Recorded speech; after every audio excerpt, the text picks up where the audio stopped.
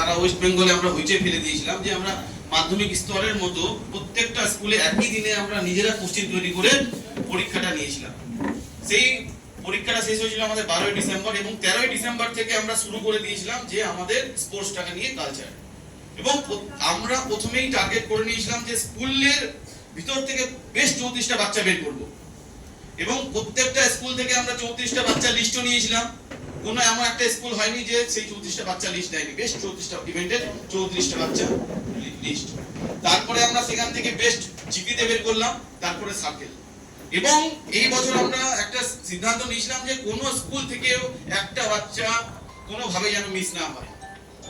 এবং তার ফলস্বরূপ আমরা আজকে এই যে অ্যাচিভমেন্টটা করতে পেরেছি এবং সারা রাজ্যের মধ্যে যেখানে মালদা জেলা একটা জেলার তাদেরও 34 জন পার্টিসিপেন্ট গেছিল, উত্তর দিনাজপুরে 34টা গেছিল।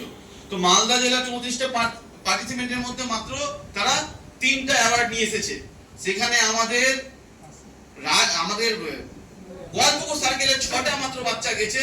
সেই 6টা যে বাচ্চা গেছে 9টা ইভেন্টের, সেখান থেকে আমরা 5টা প্রাইজ আনতে পেরেছি।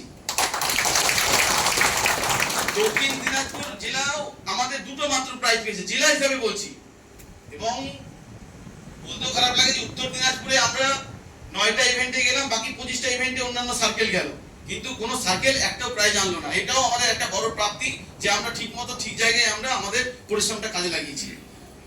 তো আমি বিশেষ কিছু বলবো না, আমরা যে পরিকল্পনাগুলো করছি এইভাবে এগিয়ে যেতে হবে। এবং যে বাচ্চাগুলো এবার পেল না, বিশেষ করে যারা আমাদের সাব ডিভিশন অবধি গেল, সাব ডিভিশনে যে 34টা বাচ্চা গেছে বিভিন্ন জায়গা, বা আমাদের সার্কেল স্পোর্টসে যে বাচ্চাগুলো আসলো, সেই বাচ্চাগুলোকে আমাদেরকে গুরুত্ব দিতে হবে।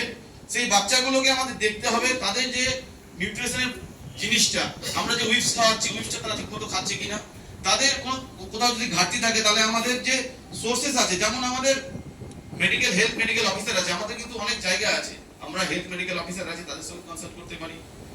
তো বিভিন্ন জায়গায় তাদেরকে লক্ষ্য রাখা এবং আমরা টার্গেট রাখবো যে এই যে আমাদের ধারাবাহিকতা শুরু হলো সেটা যেন এইবারে শেষ না হয়ে যায়, প্রত্যেকবার এই ধারাবাহিকতাটা যেন বজায় থাকে। আর এই বলেই আমার এই ক্ষুদ্র বক্তব্য শেষ করছি। সবাইকে ধন্যবাদ।